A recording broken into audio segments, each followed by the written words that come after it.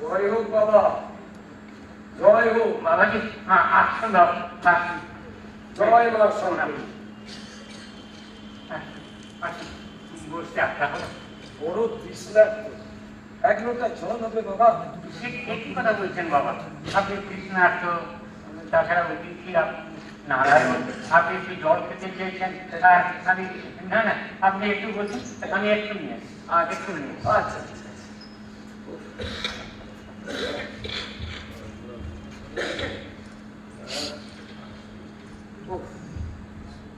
জয় মা সোনামণি, জয় মা সোনামণি। এই যে বাবা আসুন।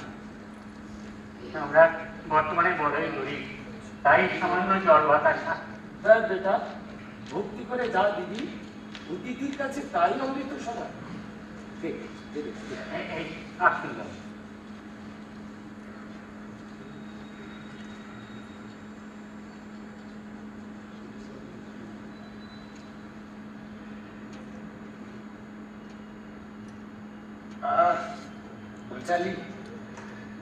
বাবা একটা কথা বলবো? কি বলবি বল। বলছিলাম যে আমরা তো চিরদিন এমন ছিলাম না। এমন একটা দিন ছিল যেদিন আমরাই ছিলাম এই গ্রামের প্রতিষ্ঠিত পরিবার। আচ্ছা, আমাদের বৃত্ত ছিল, সম্মান ছিল, পরিবার ছিল। পাকে চক্রে আমাদের প্রপিতামহ দূর থেকে পুলিশ ব্রাহ্মণে নিজের মেয়ের সঙ্গে ঠিক দিয়েছিলেন। তারপর পাকে চক্রে তাদের দরিদ্র বংশ আমাদের সমস্ত সম্পত্তি গ্রাস করে আমাদের ফাঁকি দিয়ে। এখন তারা ধনী বংশ, আর আমরা আমাদের অবস্থা পড়তে পড়তে একেবারে শোচনীয়। শুধু তাই নয় বাবা, তাদের প্রচন্ড প্রতাপে আর অহংকারে আমরা আমরা বড়ই অপমানিত।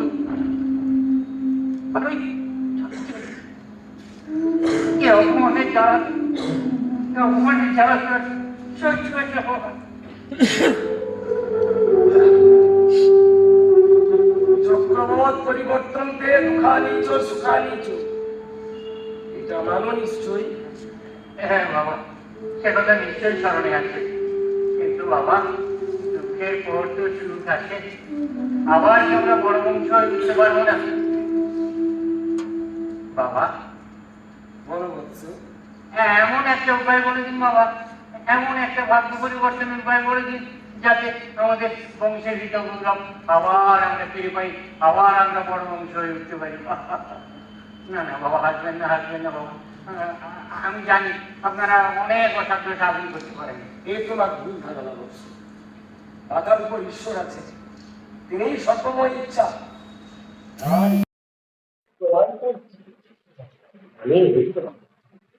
এই অধিক কোনো ক্ষমতাই আমার নেই। তবে আমার এই সীমিত জ্ঞানে তোমাদের কিছু উপদেশ বাবা দেখো, এই জগৎ সংসারে সুখী তারাই যারা তাদের স্বল্পাধিক ন্যায্য অর্থে জীবন যাপন অধিক চাওয়ার সুখ ভালো হবে না বাবা। আমার দেশ সুখে থাকে। অনেক দুঃস্বপ্নের মতো সোনার হরিণের পিছু ধাওয়া করা কিংবা তাকে হাতের মধ্যে পাওয়ার চেষ্টা পরিহার করাই শ্রেয়, তাতে দুঃখ বাড়ে। কিন্তু বাবা, ইচ্ছাকে দমন করার মানসিক জোর আপনাদের আছে, অর্থের প্রতি নিষ্ক্রিয়তা আপনাদের সাথে। কিন্তু আমরা সংসারের মানুষ, আমাদের সংসার আছে, পরিবার আছে, অর্থ ছাড়া বাঁচি কেমন করে বাবা? না না বাবা, এসব নীতিবাদী আর যাই হোক, পেট তো ভরে না বাবা।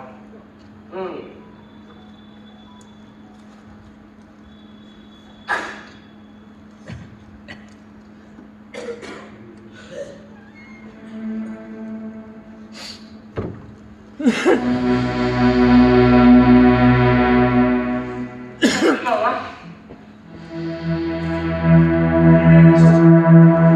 বুঝি না বাবা। প্রভু কি দেখতে পাচ্ছ? কিছু সাংকেতিক চিহ্ন, আর একটা চক্র, আর কিছু লেখা। হ্যাঁ, লেখা একটা হেয়ালি ছড়া। ছড়াটা একজন মন দিয়ে শোনো। মায়ের ধরে সাদা, রা নাহি দেয় রাধা, শেষে দিল রা, পাগল ছাড়ক পা, বেতুল ওঠে বলে দক্ষিণে যাও চলে, ঈশান কোণে ঈশানী, হয়ে দিলাম ঈশানী। কিছু বুঝলে? কিছুই তো বুঝলাম না বাবা। এ একদিনে বোঝার নয়। এটা তুমি রেখে দাও। হ্যাঁ,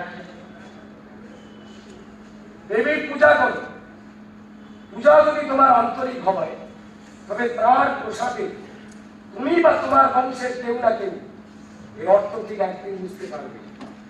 আর সেদিন যে অতুল ঐশ্বর্যের সন্ধান পাবে, জগতে তার তুলনা থাকবে না। কিন্তু বাবা সে তো অনেক দূরের কথা। ততদিন আমি জীবিত নাম থাকতে পারি। আপনি যদি দয়া করে মানেটা বুঝে দেন বাবা। না না না, তা হয় না। বিনা পরিশ্রমে কিছুই লাভ হয় না। আর যদি দিকে তুমি সাধনা করো, ঠিক ফল পাবে। দাদা, আমি বলছিলাম কি সন্ন্যাসী ঠাকুর প্রণাম। বড় হবার পথটি বড়ই কঠিন। কথা এখন থেকেই শুরু হয়ে গেছে।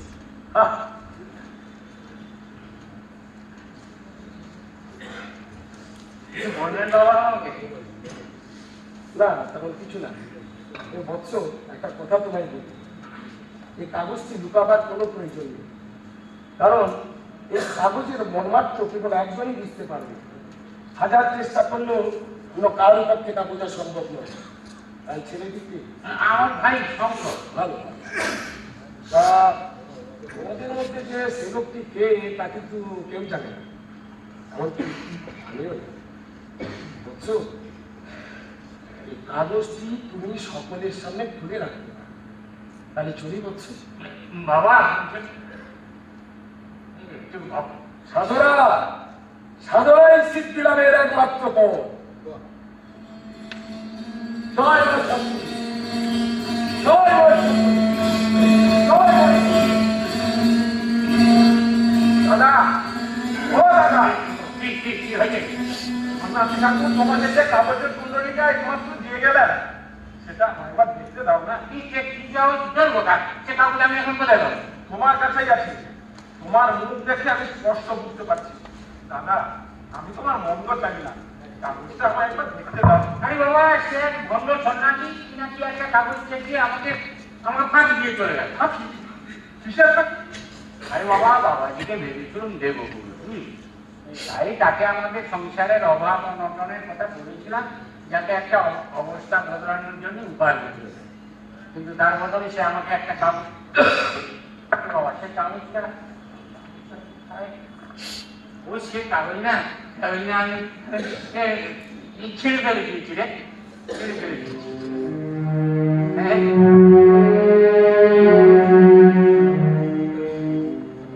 ভুল করলে দাদা, খুব ভুল করলে।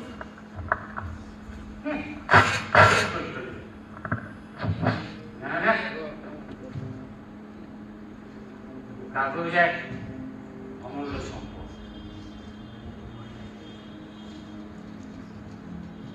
কাগজের রহস্য যে ভেদ করতে পারবে, সে পৃথিবীর অমূল্য ঐশ্বর্যের সন্ধান পাবে। আর সে সন্ধান একমাত্র আমাদের বংশের কেউ পাবে। হয় আমি, নয় আমার ছেলে, নয় তার ছেলে, নয় তার। এই কাগজ আমি কিছুতেই হাতছাড়া দেব না।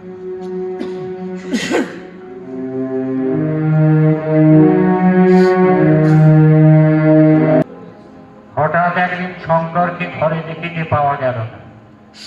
তাহার পর হইতে সে নিরুদ্দেশ। হরিহরের অন্য সমস্ত কাজকর্ম নষ্ট হইল। গুপ্ত ঐশ্বর্যের ধ্যান এক মুহূর্ত সে ছাড়িতে পারিল না। মৃত্যুকাল উপস্থিত হইলে সে তার বড় ছেলে শ্যামাপদকে এই সন্ন্যাসী দত্ত কাগজখানি দিয়া গেল। এই কাগজ পাইয়া শ্যামাপদ চাকরি ছাড়িয়া দিল। জয় কালীর পূজায় আর একান্ত মনে এই লিখন পাঠের চর্চায় তার জীবনটা যে কোন দিক দিয়া কাটিয়া গেল তাহা বুঝিতে পারিল না। মৃত্যুঞ্জয় শ্যামাপদর বড় ছেলে। পিতার মৃত্যুর পর সেই সন্ন্যাসী দত্তগুপ্ত লিখনের অধিকারী হইয়াছে। তাহার অবস্থা উত্তরোত্তর যতই হীন হইয়া আসিতে লাগিল, ততই অধিকতর আগ্রহের সহিত ওই কাগজখানির প্রতি তাহার সমস্ত চিত্ত নিবিষ্ট হইল। হরিহর এখন ইতিহাস, শ্যামাপদ আর নাই। ওই নির্মম গুপ্ত লিখনের বর্তমান পাহারাদার মৃত্যুঞ্জয় স্থির, অটল ও স্বপ্নালু চোখে সেই গুপ্তধন প্রাপ্তির প্রত্যাশায় বসে আছে সেই লিখন এখানে হাতে নিয়ে তাদের জয় কালীর মন্দিরে।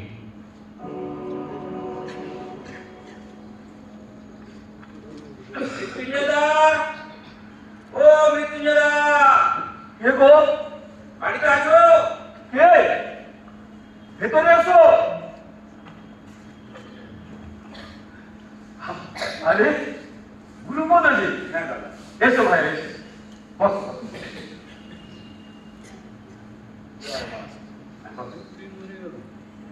তারপর কত কাজে? দাদা একটা কথা শুনে চলে এলো। কি কথা বলো তো? শুনলাম তুমি নাকি চাকরি ছেড়ে দিয়েছো।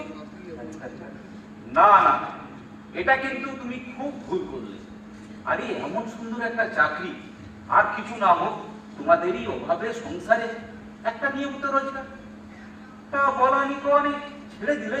দেখো ভাইয়া, জীবনে বড় কিছু পেতে গেলে না অনেক সময় ছোট ছোট অনেক কিছু থাকতে হবে।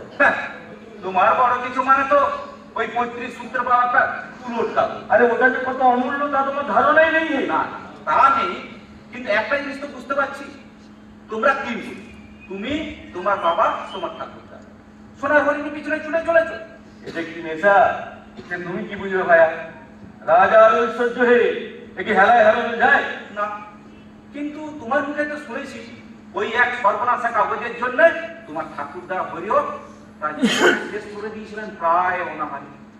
আর তোমার বাবাও শুনেছি দিন রাত ওই কাগজ মুখে করে বসে থাকতেন, ঠিক তোমারই মতো। দাদা, একে কি তুমি ভালো নেশা বলবে? আমার না, আমি না একটা মনে পেয়ে গেছি জানো, ওই কাগজটায় আপাত অর্থহীন একটা ছড়া আছে, একটা হিমালি, একটা ধাঁধা, সেটা উদ্ধার করতে পারলি না? আমি এসব বিশ্বাস করি না। আচ্ছা দাদা, তোমার ছোটটা কি যেন নাম ছিল গো? সম্পদ। হ্যাঁ সম্পদ। খুব সম্ভবত ওই কাগজটার জন্যই আর কি। আমার ঠাকুরদার সঙ্গে তার সামান্য মনোমালিন্য হয়েছিল।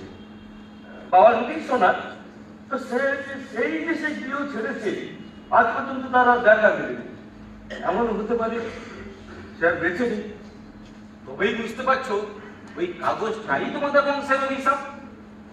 একজন হয়তো বিমানে গৃহ থেকে হয়েছে, তিনি জীবিত না মৃত কেউ জানেন না। আর তোমরা কিন্তু দাদা এখনো সময় আছে, মন দিয়ে সংসার করো, কাজকর্ম করো। আরে কাজই তো করছি ভাই, এ তো কাজ। আরে সাধনা, সাধনা যারা সিদ্ধি লাভ হয়, আর যে কোনো সিদ্ধি লাভের জন্য না যথেষ্ট ত্যাগ স্বীকার করতে হয়। আমি ভাইয়া তোমাকে একটা কথা বলি, আমি শেষ থেকে ছাড়ো তোমাকে বলি। আরে কোথায় চললে?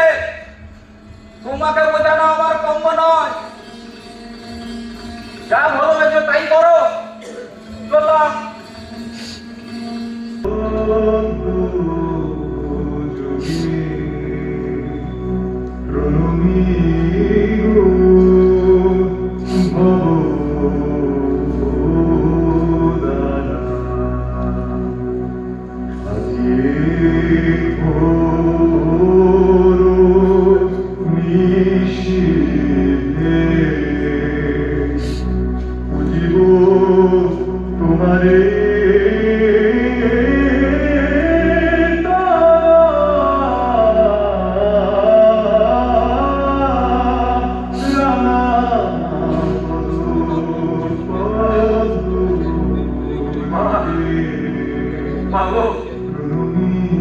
কৃপা কর মা, কৃপা কর তোর এই অনাথ সন্তানে মা, কৃপা কর।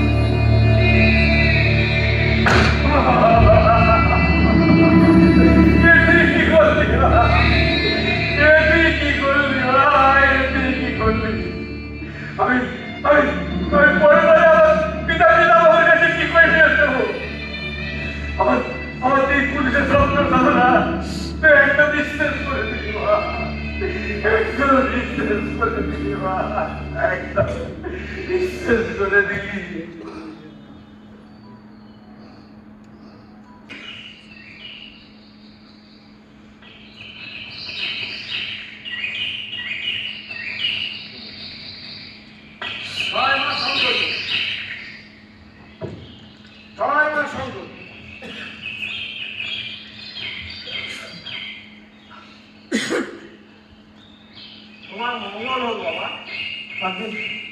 আপনি কে বাবা? আমার এই দেশবাসী লুকিয়ে রাখতে আমার পরিচয়। বুঝেছি বাবা, মা জয়কালী আমার মনোবাঞ্ছা পূর্ণ করেছেন। কি তোমার মনোবাসনা? বাবা বাবা, আমি সত্যিও ভাবিনি আমি এমন ভাবে নিঃস্ব হয়ে যাব। আমার তিন পুরুষের সপ্ত সাধনা, তাদের আকাঙ্ক্ষার মূলধনটা আমি মা জয়কালীর পদতলে ভর্তি করে দিয়েছিলাম। এই ঘরে আমি ছাড়া আর কেউ আসে না। এই দেখুন চারটাকে আমার কাছে। ভিখারি শোক করছো বৎস, যা গেছে তাকে যেতে দাও, কারণ সে তোমার নয়। আমি বেশ বুঝেছি বাবা, আপনি সব জানেন আমার কি হারিয়েছে, কোথায় হারিয়েছে, কোথায় গেলে তা আমার দোকাই ঠাকুর, দোকাই তুমি তার বুঝিস দাও। তা নাহলে তোমার চরণ তলে আমি জীবন বাদ করবো, এই আমার প্রতিজ্ঞা। আর কারো বৎস, ওঠো। বিশ্ব সংসার, এই বিশ্ব সংসারের মায়ার বন্ধন। এখানে লোভ, হিংসা, পরাশ্র, অপহরণের উদগ্র বাসনা মানুষকে তার ধর্ম পালন করতে দেয় না। তুমি সেই অলিককে বিসর্জন দিলে, আবার বাঁচিলে। এবার আমার যেতে দাও। পথ ছাড়ো বৎস। বাবা কৃপা করো, বাবা কৃপা করো।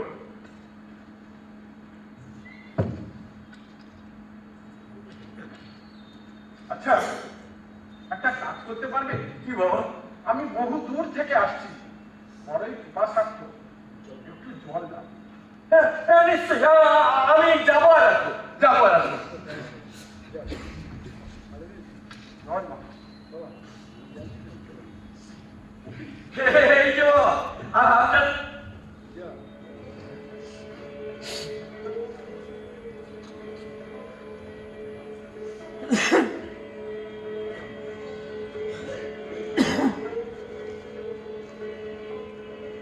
সন্ন্যাসী ঠাকুর চলে গেলেন, বলে গেলেন না কোথায় গেলে ফিরে পাবো সেই কাগজটা।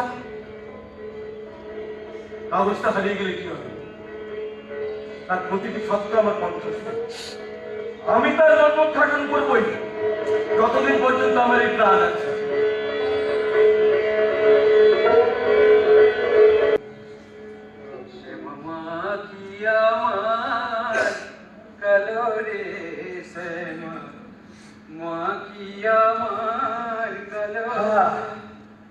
লোকে বলে কালী কালো আমার মন তু বলে না।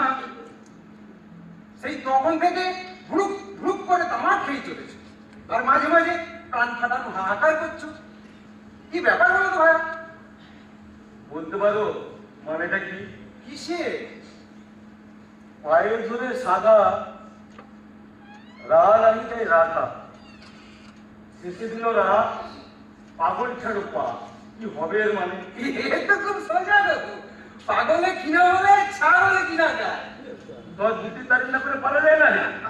হ্যাঁ, বেশ ভালো বলেছো তো। তাহলে আমার মধ্যে তারিফ করছো, তা তারিফ যখন করলে তখন তো একটু ভেবে দেখতে হয়। আরেকবার বলো না তোমার ধাঁধাটা, আমি একটু ভেবে দেখি।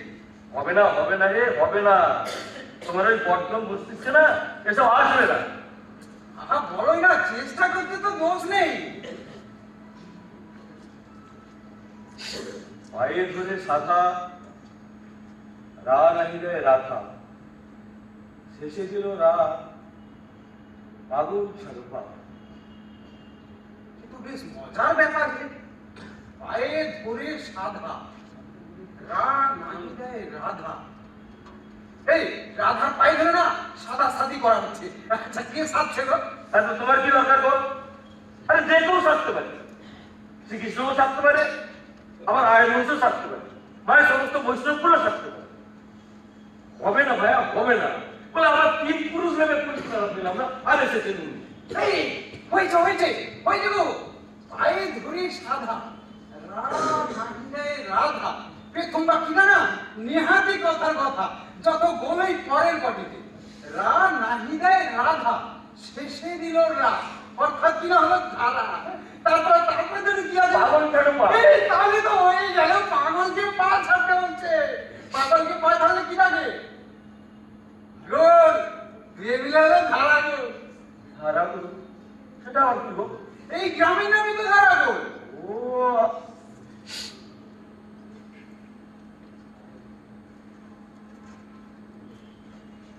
আরে, এ সেই সন্ন্যাসী না? এই সন্ন্যাসী এই গ্রামে কি করছে? আচ্ছা বুদ্ধি ভাড়া, বলো ভাই। ওই যে সন্ন্যাসী এই গ্রামে কতদিন আছে? হ্যাঁ তা ধরো না মাসাধিক কাল তো হবেই। 1 মাস? তার মানে এই সন্ন্যাসীও কি সেই অপার ঐশ্বর্যের সন্ধানে? কি বলছো গো?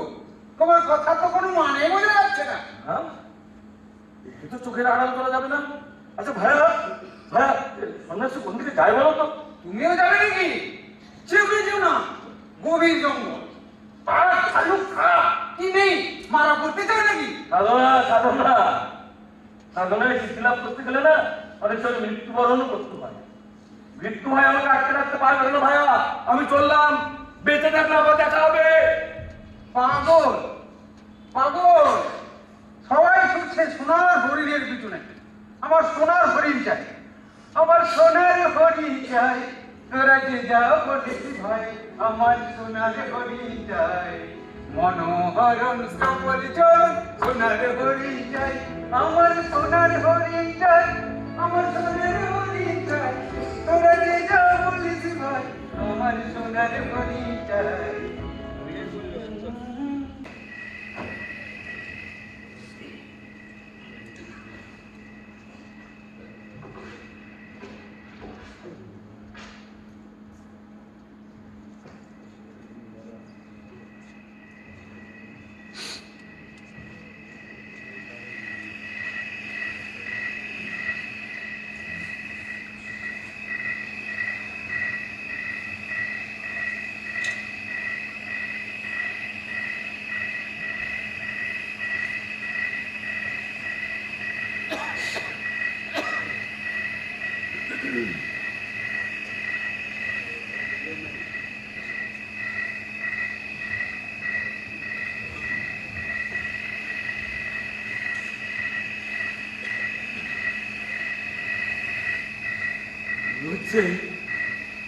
মনে হচ্ছে এতদিনে একবারে ঠিক জায়গায় এসে পৌঁছেছি।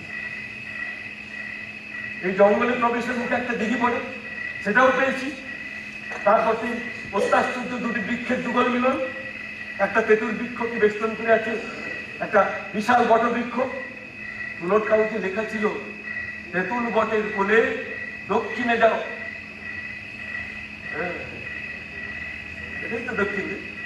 হ্যাঁ হ্যাঁ, এটাই দক্ষিণ দিক। তাহলে এখানে একটা বস্ত্র খণ্ডের গায়ে একটা চক্রলিখন থাকার দরকার। সেটা কোথায়?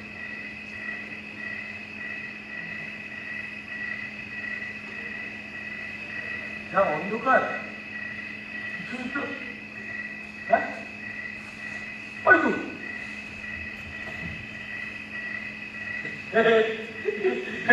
এই চক্রটি কিন্তু বিরত লক্ষ্য করি না। আর আমার কোনো ভাবনা নেই, আমি একেবারে ঠিক জায়গায় এসে পৌঁছেছি। কিন্তু কিন্তু এরপর এরপর কোন দিকে? মা জয়কালী কি ব্যাপার মা? তোর এই অধম সংসারকে যখন এতদূর টেনে এনেছিস, এবার পৌঁছবার পথ বলে দে মা, বলে দে কোথায় আছে সেই জগৎ সেরা ঐশ্বর্যের পৃথিবী? পেয়েছি, আমি পেয়েছি। এতদিন ধরে যে গুহামুখের সন্ধানে আমি ঘুরেছি, আজ তা পেয়েছি। কি আশ্চর্য! ওই তো সেই পণ্য বাচ্চা দুটো গুহামুখ। গুহা বন্ধনে নিশ্চয়ই কোনো আলোর দিশা আছে। আমাকে ওখানে প্রবেশ করতে হবে, প্রবেশ করতেই হবে।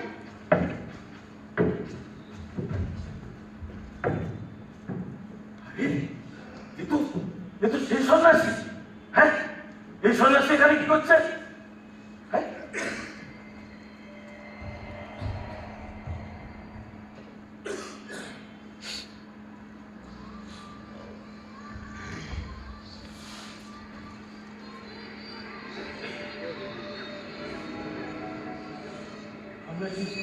সন্ন্যাসী গুহার মধ্যে প্রবেশ করলো। তার মানে এই গুহার মধ্যেই আছে সেই গুপ্ত ঐশ্বর্যের খনি। না, এই সন্ন্যাসীকে ছাড়া চলবে না, কিছুতেই না।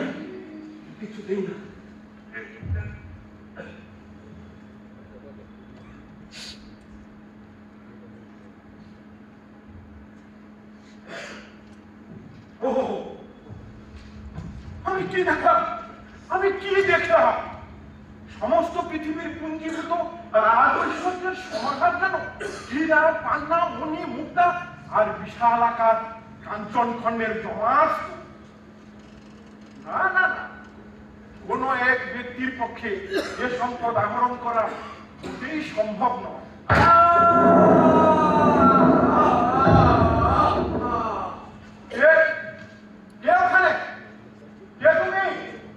আশ্চর্য! আর কারোর পক্ষে তো এই জটিল দুর্গম স্থানে প্রবেশ করা মোটেই সম্ভব না। উত্তর দাও, কে তুমি? যদি কোনো মানুষ হয়ে থাকো তাহলে বাইরে এসো, স্থানটি অতি ভয়াবহ। কোন মানুষই এখানে বেশিক্ষণ অবস্থান করতে পারে না। বাইরে এসো, বাইরে এসো।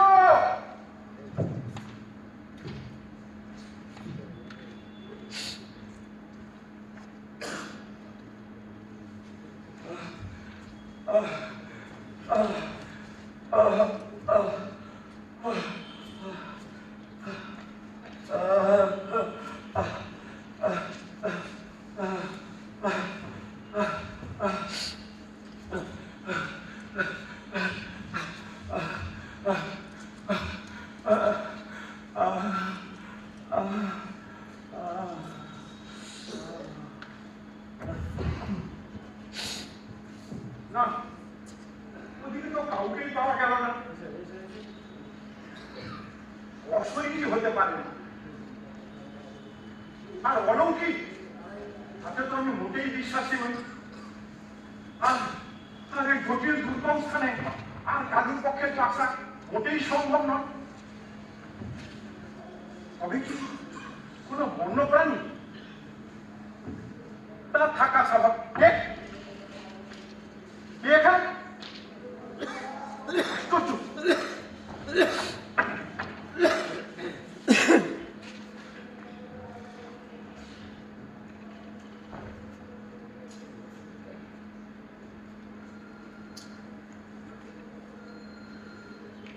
এটা এক মনুষ্য দেহ, কিন্তু সংজ্ঞাহীন।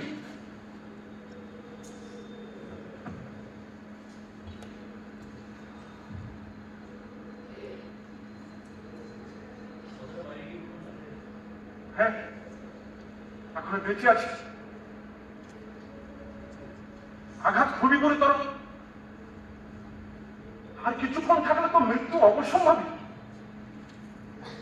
তাই আমাকে এখনই জলের ব্যবস্থা করতে, আমি যাই।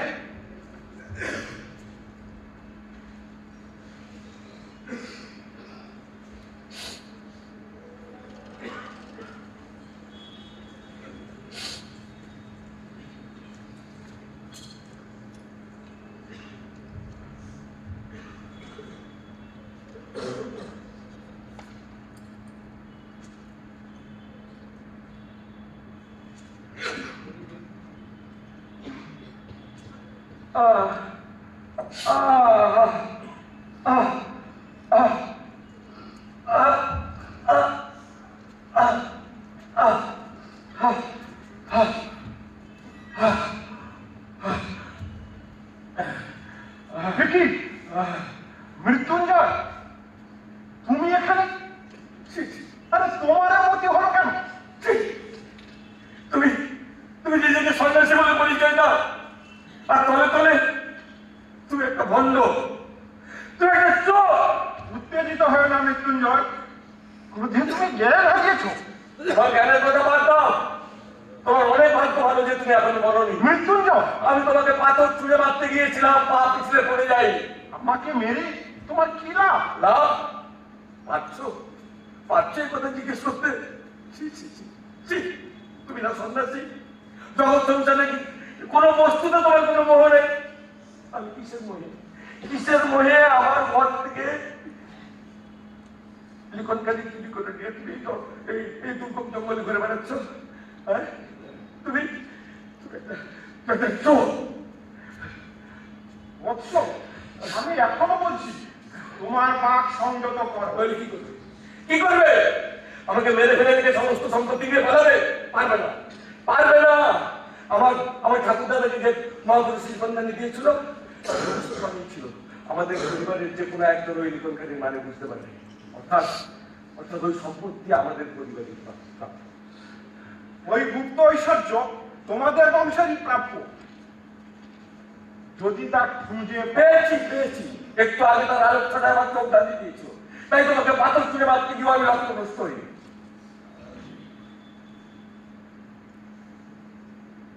তোমাকে মারবে? হ্যাঁ, হ্যাঁ, তা পারবে। কিন্তু কিন্তু মনে রেখে দিও, আমি যক্ত হয়ে সমস্ত সম্পত্তি পাহারা দেবো, কিন্তু তার এক বড়ও টঙ্কা নিতে দেবো না। ওই সন্ন্যাসী একটি কথা ঠিকই বলেছিলেন, তোমাদের বংশের মাত্র একজনই ওই ঐশ্বর্যের সন্ধান পাবে। হ্যাঁ, সে আমি। না, সে তুমি না। এই মুহূর্তে আমি যদি তোমাকে ছেড়ে চলে যাই, সারা জীবনেও তুমি সে ঐশ্বর্যের সন্ধান পাবে না। তাহলে কি তুমি বলতে চাও সেই মহাপুরুষের কথা মিথ্যে ছিল? কেউ হাসছিলেন? শোনো মৃত্যুঞ্জয়, তোমার বংশের ইতিহাস নিশ্চয় তোমার জানা আছে। তাহলে তুমি এও জানো তোমার পিতামহ হরিহরের এক কনিষ্ঠ সহোদর ছিল। হ্যাঁ, সম্পদ দাদু। কিন্তু কিন্তু তিনি তো বহুদিন আগে নির্দিষ্ট, তিনি বেঁচে আছেন বলে তো আমার মনে হয় না। মৃত্যুঞ্জয়, মনে হওয়াটা ঠিক কথা নয়। টাকা আমার দিকে তাকাও। হ্যাঁ, আমি হরিহরের কনিষ্ঠ ভ্রাতা শঙ্কর।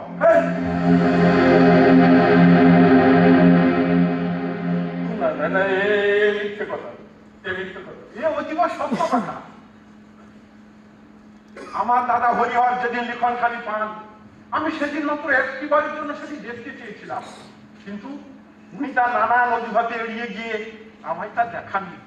তারপর আমি মনের দুঃখে গৃহ ছেড়ে চলে গিয়েছিলাম। তাহলে আবার ফিরলেন কেন? এমন একটা জেদ চেপে গিয়েছিল। দাদার কাছে অনুনয় বিনয় করার পরও যখন তিনি সেটি দেখালেন না, লুকিয়ে রাখলেন দেবীর আসনের নিচে কুলুপবদ্ধ করে। আমি একদিন তার সন্ধান পেলাম, গোপনে তার দ্বিতীয় চাবি তৈরি করালাম।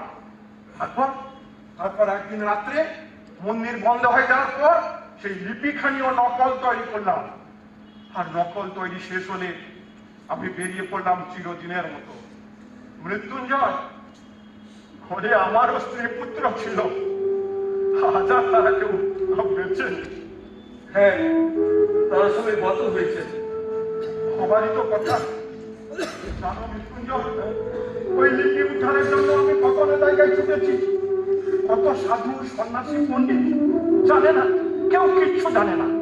অবশেষে হুমায়ুন পর্বতে বাবা স্বরূপানন্দের সঙ্গে দেখা, তাকে আমি সব খুলে বললাম। তিনি আমায় সঙ্গ দিলেন, আমায় দীক্ষা দিলেন। তারপর একদিন বললেন, বাবা তুমি তৃষ্ণা দূর করো, তাহলে বিশ্বব্যাপী অক্ষয় সম্পদ নিজে এসে তোমার কাছে ধরা দেবে। তার কথা আমার মনের সব জ্বালা সেদিন জুড়িয়ে গিয়েছিল। সেদিন আমি কিনেছিলাম এই সবুজ ধরিত্রীকে, কিনেছিলাম অনন্ত আকাশকে। তারপর একদিন বাবার প্রজ্বলিত ধ্বনিতে সেই লিপিখানা নিক্ষেপ করে দিলাম। সে কি, আপনি আপনি লিপিকাকে হোম কুণ্ডে ফেলে দিলেন? তোমার মতো চমকে না দিলেও বাবা স্বরূপানন্দ সেদিন বলেছিলেন, কাগজ খানা ছাই করে ফেলা অতি সহজ, কিন্তু কিন্তু মনের বাসনা এত সহজে ভস্মীভূত হয় না। তাই বুঝি আবার ফিরে এসেছেন? হ্যাঁ, সেই বাসনা নিয়ে? বাসনা নয়, কৌতূহল। পুরোপুরি সন্ন্যাস ধর্ম গ্রহণ করার পর বাবা একদিন কোথাও চলে যান, আর তার দেখা পাইনি। তারপর আমিও বেরিয়ে পড়লাম ভারত ভ্রমণে। ঘুরতে ঘুরতে চলে এলাম এই ধারাকলে।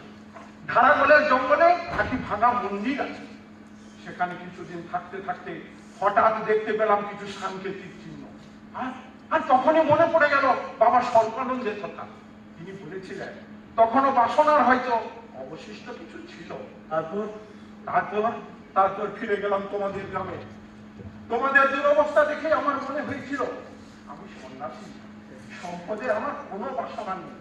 কিন্তু সেই সম্পদ যদি তোমাদের মতো গরিব দিদিরা পায়, তাতে আমার কোনো দোষ হবে না। তাই তোমাদের মন্দিরে রাখা লিপিখানি ফের আমি অপহরণ করলাম। আচ্ছা, আমি একটা কথা বুঝতে পারছি না, আমার ঠাকুর দাদাকে সেই মহাপুরুষ তো একটু মাত্র লিখন কাগজ দিয়েছিলেন, তা প্রথমে আপনার কাছে কেমন করে যায়, পরে বা তা আপনি অপহরণ করলেন কেমন করে? উত্তেজনায় তুমি আমার কথা মন দিয়ে শ্রবণ করনি মৃত্যুঞ্জয়। জন্মগ্রামের মন্দিরে আমার দাদা জেঠিকে মাতৃবেদিকার পাদদেশে গচ্ছিত রেখেছিলেন। আমি সেটি থেকে নকল করেছিলাম, আর যেটি পুড়িয়েছিলাম সেটি ছিল সেই নকল লিপিকা। ও বুঝলো। তারপর আপনি আবার চলে এলেন এই ঝাড়গ্রামে। জানি সন্ন্যাসীরা তো বৃত্ত বাসনা অতি কৌতূহল থাকা উচিত নয়। যাজ্ঞে সে কথা। পুনরায় নিবিষ্ট চিত্তে লিপিখানি পড়তে সব জলের মতো পরিষ্কার হয়ে গেল। আজ কিছুক্ষণ পূর্বে আবিষ্কার করলাম পৃথিবীর সেই অতল ঐশ্বর্যের আকর ক্ষেত্র। আর আর তখন আমি পেয়েছি বলে চিৎকার করে উঠেছিলাম। তুমি তো সন্ন্যাসী। কিন্তু এ তো সন্ন্যাসীর ধর্ম মোটেই নয়। হ্যাঁ, তুমি তো সন্ন্যাসী। ধনের তো তোমার কোনো প্রয়োজন নেই। আমাকে আমাকে সেই ধনভাণ্ডারের মধ্যে নিয়ে চলো, যে ধন আমার ঠাকুর দাদা আমাকে দিতে চেয়েছিলেন। তুমি তো আমার আরেক ঠাকুর দাদা বলো, আমাকে আমার পরিবারকে ওই সম্পদ থেকে বঞ্চিত করো না। ঠাকুর দাদার কাছে নাতিদের মিনতি। ওঠো, কথাবার্ত পাঠ নাও।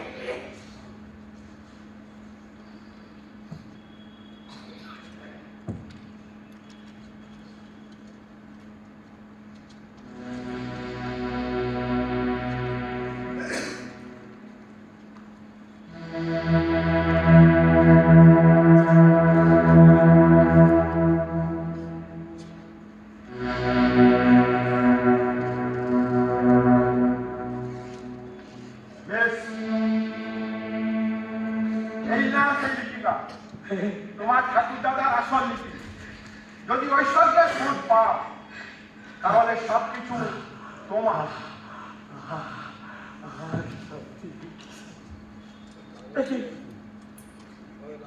আপনি কোথায় গেলেন? আমাকে এই দুর্গম পর্বত হয়ে পথ বলে দেবে কে? সন্ন্যাসী, সন্ন্যাসী,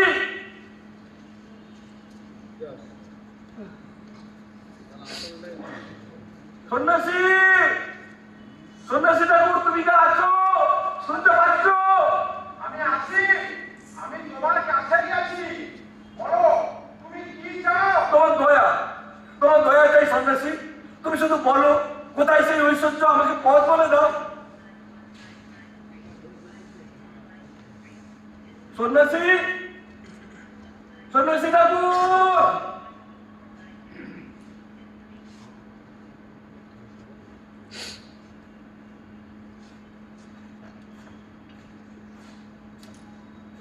হ্যাঁ, সেগুলো নেই, কিন্তু কিন্তু এত দূর এসে আমিও থামবো না। আমি আমি একাই খুঁজে বার করবো, একাই খুঁজে বার করবো।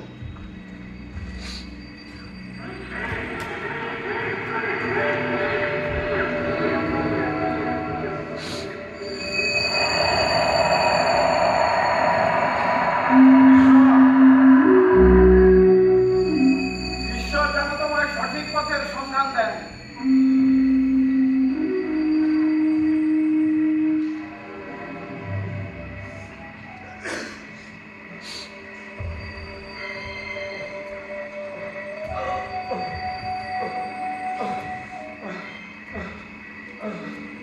কি দুর্গম এই পথ, একটি ভীষণ অন্ধকার।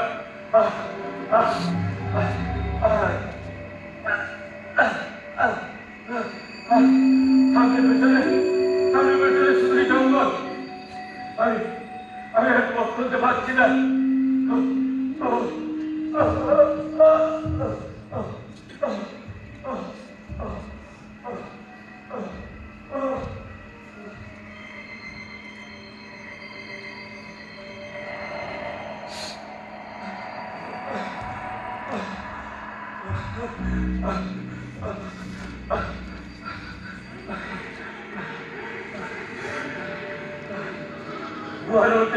গুহার মধ্যে প্রবেশ করলে বোঝা যায় না এখন দিন না রাত।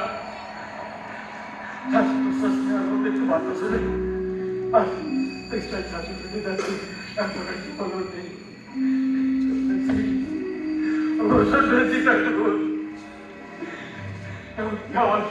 আমার দাঁড়াবারও ক্ষমতা নেই।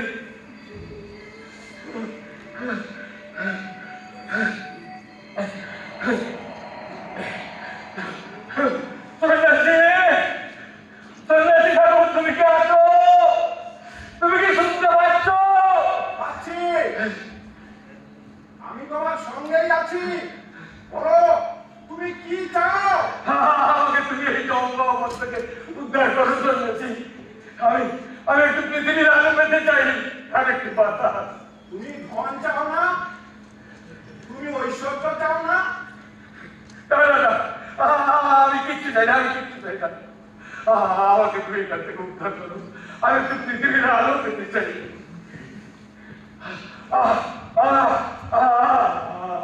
কি শান্তি,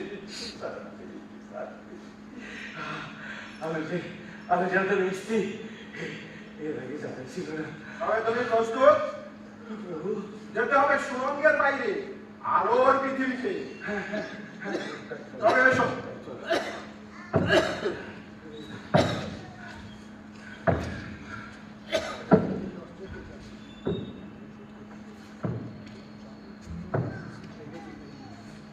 কি হলো? দাঁড়ালে কেন? প্রভু, নিতান্তই কি সব ব্যর্থ হয়ে যাবে? এত কষ্টের পরেও কি ধন্দগুলোতে দেখা পাবো না?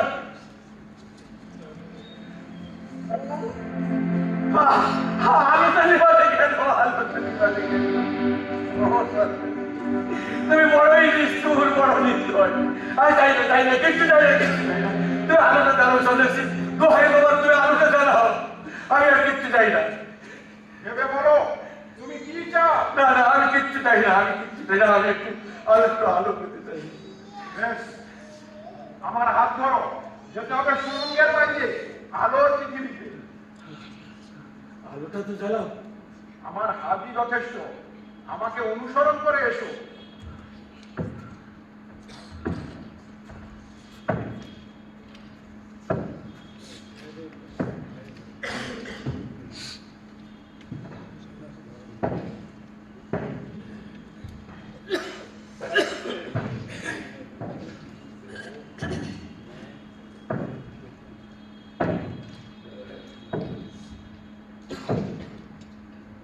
মৃত্যুঞ্জয়, তোমার কষ্ট হচ্ছে?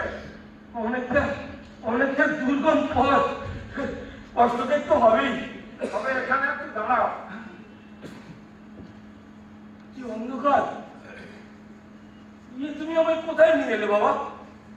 কিছুই তো দেখা যাবে না।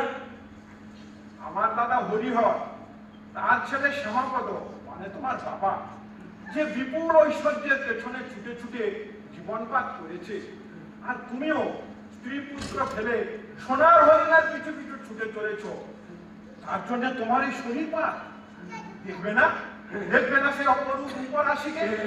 দেখবে না সোনার ভান্ডারকে, মণিমুক্তার সম্ভারকে?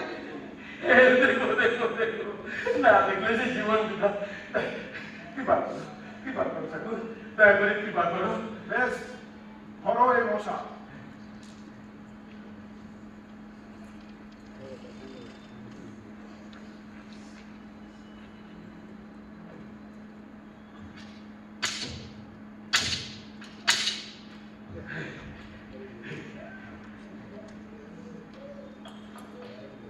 এসো।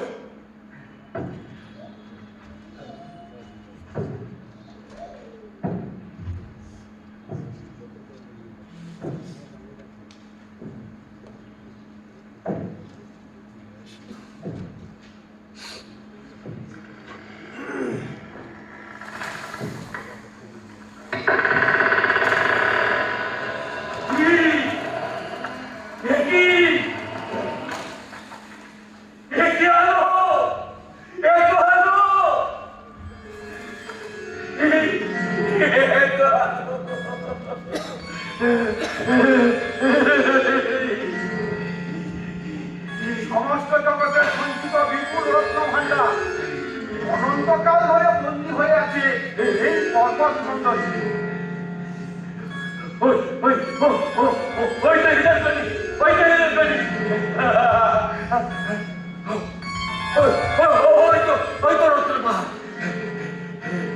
দেখো দেখো দেখো সন্ন্যাসী, দেখো কেমন রাশি রাশি তুমি লোকে সব কেমন শক্তি হয়ে উঠেছে, মনে হচ্ছে হাজার সূর্য চলছে।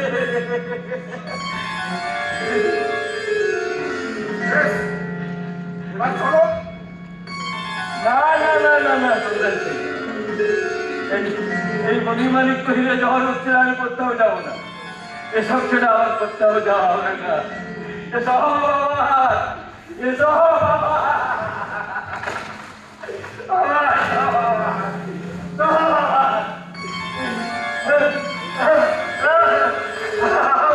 আমার দিকে বুঝতে চাবে না, আমার সারা জীবনে তপস্যা কর।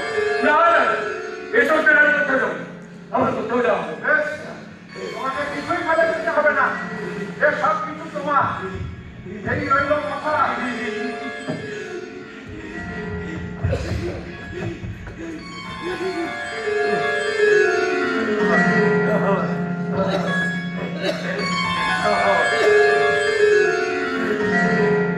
আর এই রইল চিনি আর গুড়।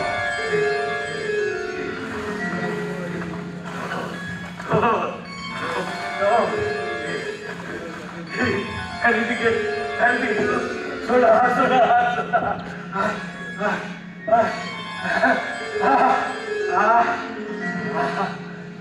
কি শান্তি, কি শান্তি, কি শান্তি। এখন এখন আমার ঘুম পাচ্ছে। আমি আমি আমি ঘুমাবো। আমি আমি সোনার চাদর বিছিয়ে সোনার বালিশ মাথা দিয়ে ঘুমাবো।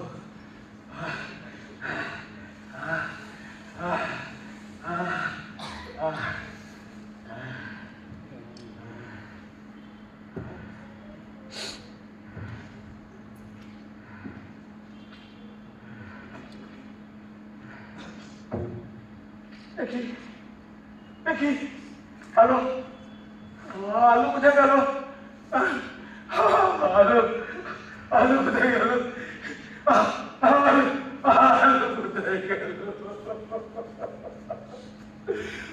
আমার আমার সেই অন্ধকার, আমার সেই অন্ধকার। সন্ন্যাসী তোমার আলো জ্বালাও, আলো জ্বালাও সন্ন্যাসী। আলো না দেখলে আমি বাঁচবো না, নিঃশ্বাস দিতে না পারলে আমি মরে যাবো। আমি যদি না বেঁচে থাকি তাহলে কি হবে এই ঐশ্বর্যে? এই ঐশ্বর্যে দমন হয়ে মরে যাওয়ার থেকে পৃথিবীর আলোয় বেঁচে থাকা অনেক ভালো। পৃথিবী বসুন্ধরা, কি শান্তি, কি শান্তি।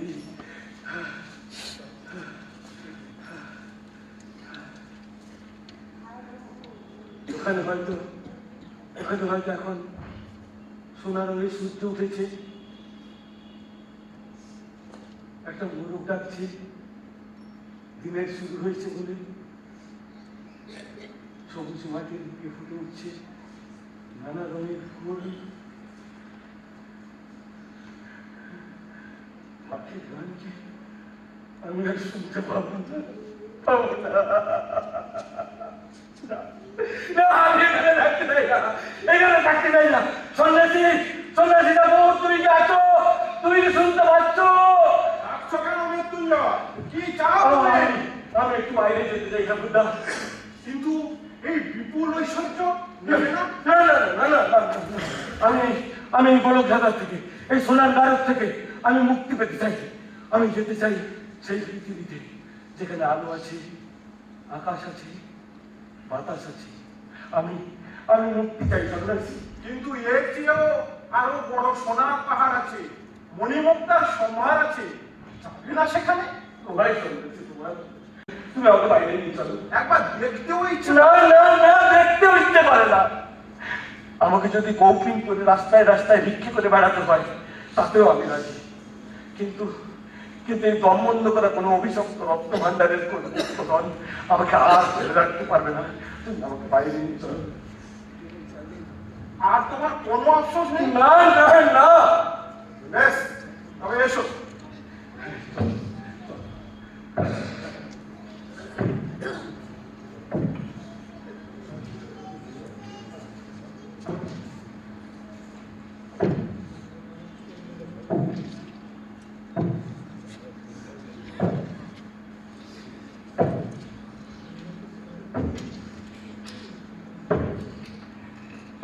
মৃত্যুঞ্জয়,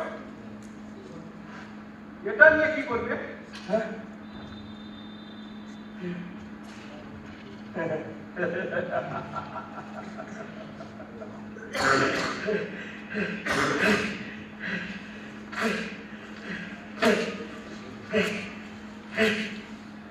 এই অভিশপ্ত পুরীতে এই অভিশপ্ত কাগজের টুকরোগুলো পড়ে থাক অনন্তকাল। এসো।